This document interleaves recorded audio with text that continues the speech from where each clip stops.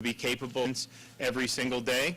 And so again, starting tomorrow morning at 0900, this site will be open for up to 320 patients every single day. We also will, starting tomorrow, up in North Florida, in Leon County and Tallahassee at the Governor's Square Mall, at the old Sears building. That will also be open starting tomorrow. And so once that happens, we will have 21 different sites throughout the state of Florida, and each one of those sites can do more than 300 treatments every day. I've had a lot of success with this.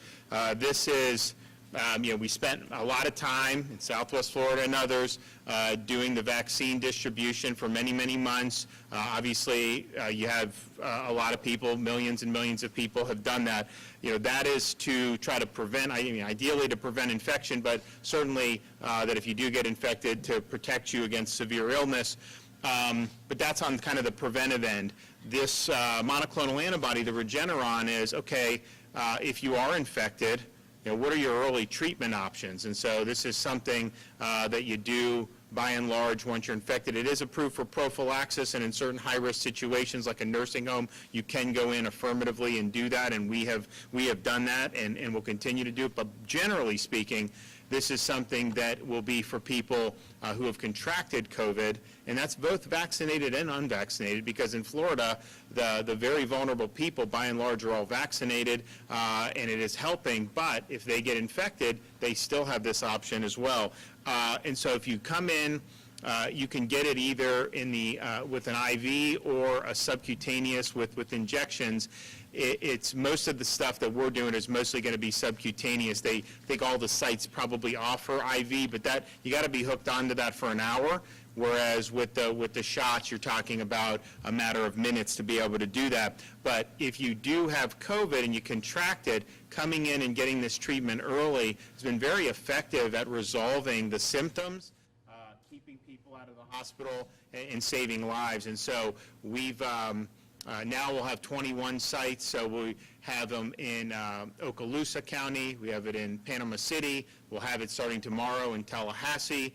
We have one in Pasco County, Pinellas County, Hillsborough County. We have one in Manatee. We have one in Charlotte. We have one in Bonita Springs, right here in Collier. We have one in Polk County. We have one in Orlando and Orange County. We have one at the Villages in Sumter County, one in Alachua County, and then on the east coast of Florida, we have Jacksonville, Ormond Beach, Merritt Island, St. Lucie County, West Palm Beach, Pembroke Pines, and Miami-Dade. So that's 21 sites, up to 320 a pop. This has been approved for emergency use the same time, basically, that the Pfizer and the Moderna received emergency use authorization last year. Obviously, most attention was on that. This was, though, something that has been administered in Florida through most of our hospital systems for the whole time, since December of 2020. And actually, even before then, we had some hospital systems that were doing different types of trials on this. And so this has been a part. And a lot of people have gotten it. However, became pretty clear to us as we started to see more and more people get admitted to the hospital this summer, most of these folks didn't even know about the ability to get a monoclonal antibody. Sure. And so when we looked at the hospital census, when we talked to different health systems, they said, well, one, the vast majority of people that were being admitted were not vaccinated, and but then the 90% of the people admitted didn't get the monoclonal prior to being admitted to the hospital. So we saw that there was a need to raise the visibility of this, but also expand access to it, simply because a lot of the hospitals, if they're doing the IV, because they started doing IV before it was approved for subcutaneous, so they'll have only so many people they can have on that. It takes a couple hours each person with soup to nuts. And so we knew, hey, as more people know about this, we want to make sure that people have options to be able to do it. It had been up to this point, before we set up our sites, you needed a referral from a physician to be able to go. You don't need that now, because we have a standing order from the Surgeon General of Florida saying that you can come in. Obviously, you have to meet the criteria for emergency use, but that criteria is relatively broad. And so you can come in, You don't need to get a prescription to be able to come here and get it. And again, both clinical trial data and real world shows a significant reduction in high-risk people who then don't need to be hospitalized and hospitalization. So that's really what we're trying to do. We understand when you have something that's airborne like a Delta, people are going to be exposed to it, and you see that really everywhere Deltas come through. You've seen that. So hopefully you're protected with preventative on the front end, but certainly if you do get exposed or get infected, what are you able to do here? And this monoclonal treatment is probably one of the best ways to be able to do it. It's important you do it early, though. If you wait till you're very, very ill and in need of hospital admission or intensive care, these antibodies at that point probably have missed their window to really nuke this. If you do it early, I mean, you just talk to some of the people going through these sites across the state, they will say 24, 48 hours, a lot of their symptoms have been resolved if they go in early, and so that's a really good thing. So some of those folks, I mean, I think we've done 10, 12,000 treatments just in the last few weeks since we've been doing the sites, and we're doing thousands every day. Just think, a lot of those folks, or certainly some of those folks, would have needed to be admitted to a hospital had they not had access to that treatment. And so it's good for people's health, which is the most important thing, but it also makes sure that you're not having admissions continue to explode, and that takes a lot of stress off the hospital. This is a treatment that's free to the patient. The Regeneron was purchased by the federal government, so everything, the whole stock was bought. And whatever Florida draws down, whatever is administered, is not charged to the patient. So people will talk about thousands of dollars. Just understand that's misinformation. You're not going to be charged thousands of dollars. How much it costs the taxpayer, I mean, you could look that up, but that, whatever it was, that's done. So we have it, we might as well use it, and that's the philosophy. There's another, the Eli Lilly monoclonal is not done as well against Delta. There is one with GlaxoSmithKline. That is not something the feds have purchased or anything, so that it's available in much more limited numbers from what we can tell in Florida, but it would be just like any other drug on the market to be able to do. But this Regeneron is something that you're going to be able to have. So we encourage people, if you are infected, particularly if you are in a high-risk group, this is something that's got a proven track record. Now, the folks who generally qualify under the emergency use authorization, are folks who are older, people that may have immune systems, people who are overweight. I think it's a BMI of 25. People who are diabetic, people who have kidney problems, chronic heart or lung conditions. So when you think of that, really, if you're probably 50 or above, you're probably going to qualify on this. And of course, if you look, the hospitalizations overwhelmingly skew 50 and above. And of course, the mortality skews, much older with this virus than in other ones like H1N1. So if you are in those risk groups, this can really make a difference, and we want to make sure that you have the ability to access that. So if you want to get more information on where you can find treatments near you, you can go to floridahealthcovid19.gov. So they'll be starting tomorrow morning, 21 different sites operating in Florida 7 days a week. There's also, though, other ways to get the monoclonals. As I've said, the health systems have been offering this, and so we've tried to space this out around the state so that most people have the ability to get here in a relatively reasonable car drive. It's not going to be 5 minutes from everyone, but hopefully we have it so that not very many people need to drive 2 or 3 hours. However, if it's not as convenient for you, these are not the only way you can get the monoclonals.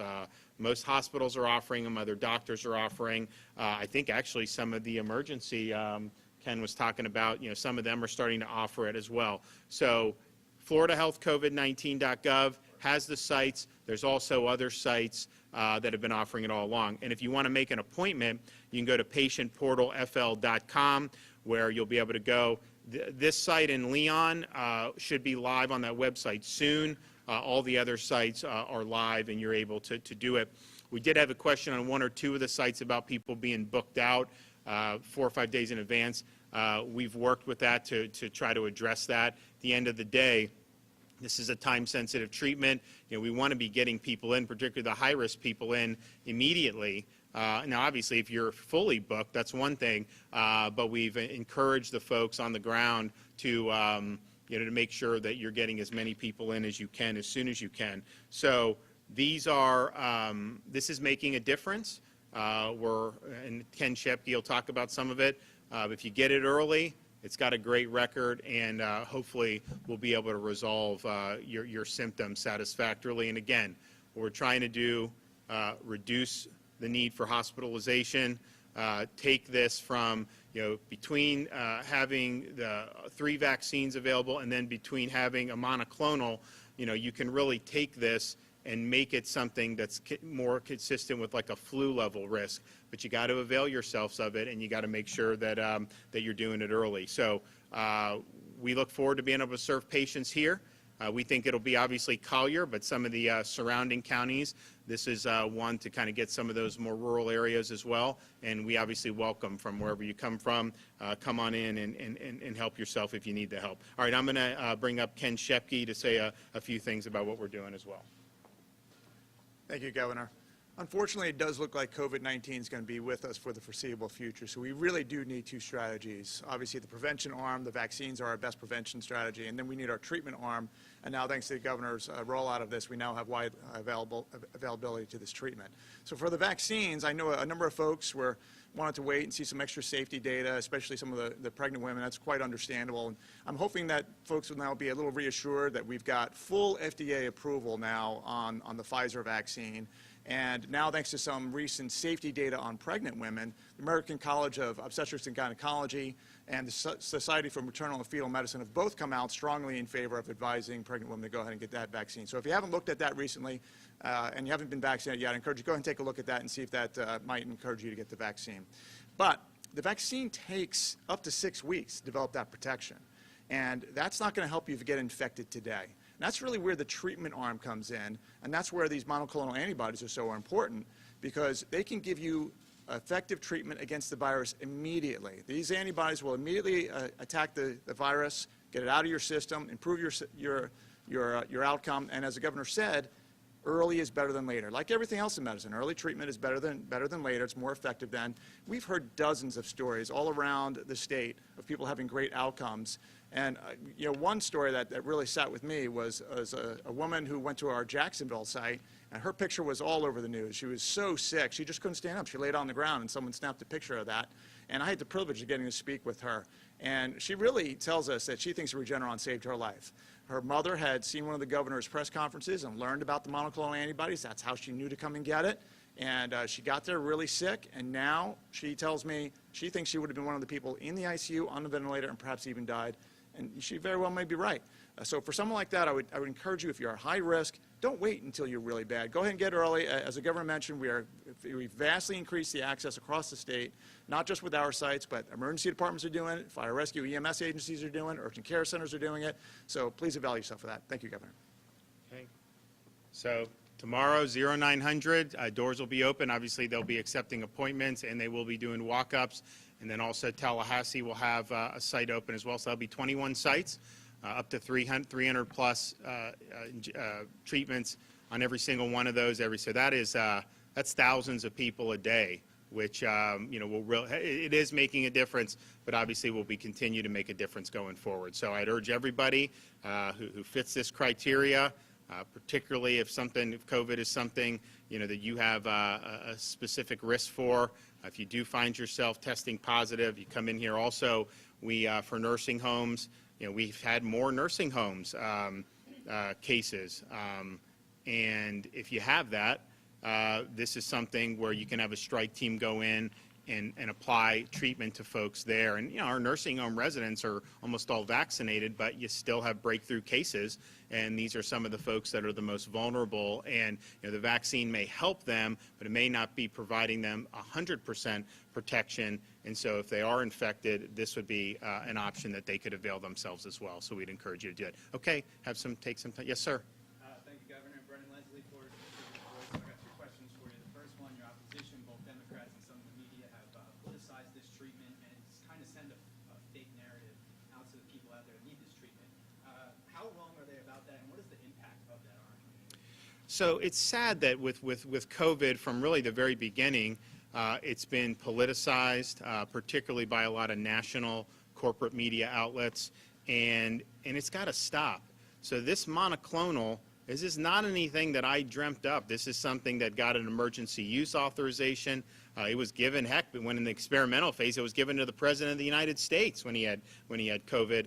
It's been used. The trial data is good. People have had great experiences with it, and we saw that this was being underutilized. We saw that there were patients, most of these patients going in, most of them were not vaccinated, but at the same time, it's like, okay, if you're infected, what do you do?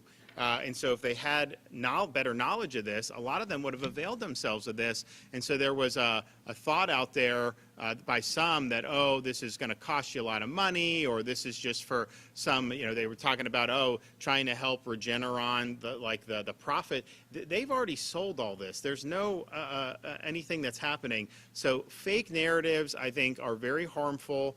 It can potentially convince some people that this is not a viable option. Again, no one's forced to do this. It's your choice. You've got to make the best decisions for you. But if you do find yourself, with COVID, what are the options to be able to do? And the fact is, this was underutilized. Even Fauci said it was underutilized. He acknowledged that. And so that's what the name of the game is, helping people. It does have a track record of doing it.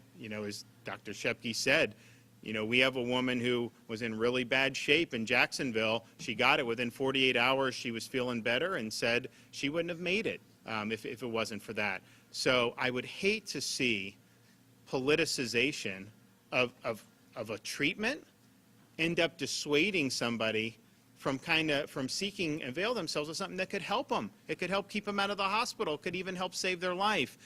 So don't be that guy that lets your partisan agenda overcome providing good, accurate information and providing access to treatments for people who may need it. And hopefully we're beyond some of those games, but I can tell you, this has made a difference for people. It has made a difference the whole time, but now there's a much broader segment of society that understands this is available.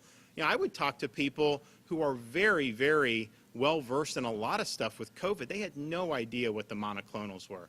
And then when we talked to the hospital, say, hey, the people that are being admitted, how many of them got this treatment? They're like 90+% never got it. And so we start thinking to ourselves, okay, this can really make a difference. And so please, it's a strong track record. It's been endorsed by the two most recent presidential administrations. Doctors all across Florida and the country have used it and used it very effectively. That same opposition is saying that there's some science that vaccine passports would end the pandemic. Is there any science that actually backs that up? So the question on these vaccine passports is, okay, our view from the beginning on vaccine, we want to make it available to all, but we want to mandate it for none, because I don't know your circumstances. You have to make decisions. For example, we were the first state to go into nursing homes with vaccines, and we had strike teams prior to CVS and Walgreens being ready to do it.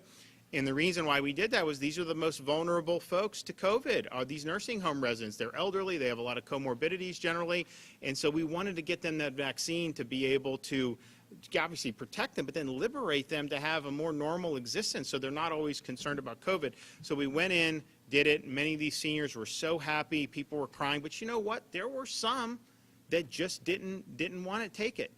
That was their decision, and my view is let's make it available, let's provide it, but ultimately it's the individual's decision. And so the flip side of that is you shouldn't be penalized and not be able to participate in society because you've made a good choice. People have recovered from COVID and do have immunity, and that's not recognized when you start talking about doing some of these mandates. It's very unscientific.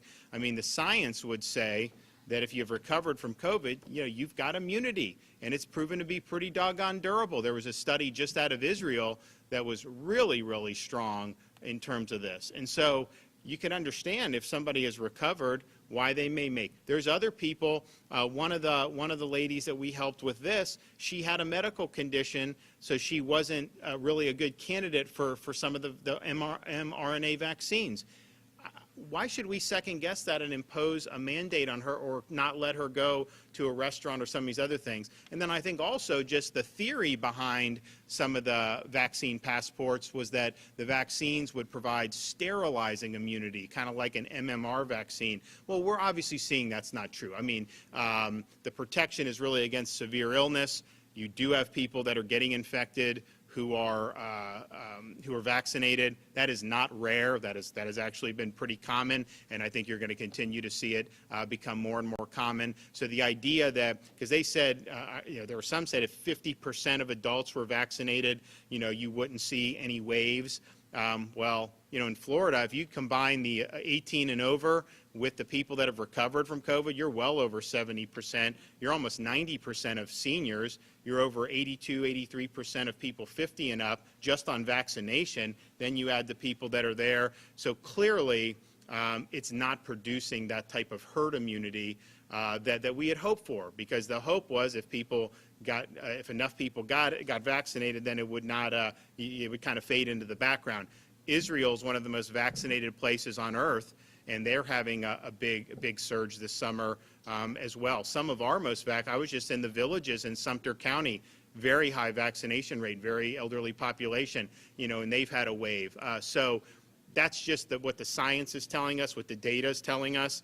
So forcing people to show papers or do that, it's something that is not allowed in Florida. We didn't think it made sense, but clearly what's happened shows you're not recognizing natural immunity. That's anti-science. And then if you're trying to act like this is providing sterilizing immunity, that's just not what the data tells us. Yes, ma'am. Yes.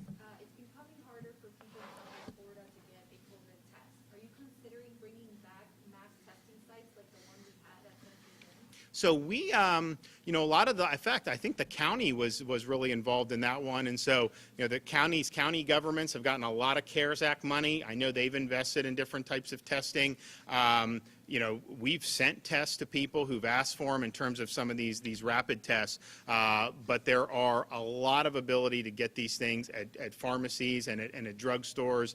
Also, the health departments still do it. So we think that there's a big infrastructure. We think our resources and manpower doing what we're doing now with these sites, we're filling a void that needed to be filled. And there's the hospitals and stuff, they're doing it, but they're not doing enough that I think really is going to meet the demand. So we think the thing that has the most impact to keep people out of the hospital, save lives, is to really make sure this early treatment is something that people have access to. 21 sites. It's not easy to run them. It's a lot of manpower that goes into it, and we've been able to set these up very quickly, and it's something that I think has got to be, as Dr. Shepke said, the hope was maybe this thing would just fade into the background at some point, but I think we see even with massive numbers of people vaccinated, you still have prevalence, you still see it spreading. Obviously, in the southern part of the U.S., we've just had, a big wave, but you're starting to see it increase in other parts of our country and around the world. So you just have to understand it's going to be part of life. And there's ways to protect yourself on the front end. There's also ways to treat yourself on the back end, and it would involve using the monoclonals. Yes? This COVID wave is different than last year's, with Florida averaging 228 deaths per day or every week. On your watch, are you thinking of a different COVID strategy other than these sites? Well, this is a groundbreaking strategy that we've done. I think most people have looked at it and said that that's smart, and that will help keep people out of the hospital. We also, of course, put in a lot of effort into vaccinating our vulnerable population. So if you look, we've done 4 million seniors. I think 82% of people 50 and over, which represents the overwhelming majority of hospitalizations and mortality from this. So there's a lot of protection there, but obviously the Delta waves, they really pop much harder than the previous waves because it's much more infectious. And so that's why these sites are basically recognizing when you have an airborne pathogen like this, okay, you're going to have cases, so how can you help the people who are going to be, fortunately, most people just deal with it as a matter of course, particularly people who are younger, particularly people that are in good health. But obviously, when you start talking about these comorbidities, when you start talking about age, even vaccinated people, it really does make a difference to be able to have this option. And so I think this is helping keep people out of the hospital. I think that'll be even more apparent, as we get into the next couple of weeks, and I think people will see that in the data. But I also think had more people known about this from the beginning, I definitely think you would have had fewer people end up hospitalized to begin with. So now the awareness is higher. People understand that this is an option, and the availability is pretty good throughout. I mean, we have a very big state. We have a lot of different population centers. I mean, there's some states where you have 1 or 2 population centers, and you can kind of handle everything. Here, it's a little bit different. So we've had to go and try to get it into as many areas as we can that'll be as convenient to people as we can. This supplements the existing infrastructure, but this is really, really adding a lot to what had been available. And I'd say the majority of people that come through these sites did not know about the monoclonal antibodies, from the beginning. That's just the reality. I think that there was a hesitancy on some of the higher-ups, particularly in the federal government, to talk a lot about them, and I think that was probably a mistake. And so now we want everyone to know what's out there, and I think the results have been very encouraging. This disproportionately also affected the minority community last year. So why is it so important to have this type of treatment center in a place like Immokalee? Well, we have it absolutely. I mean, this is open for everybody. We want to get in all the different communities. Obviously, you start talking about a place like Immokalee.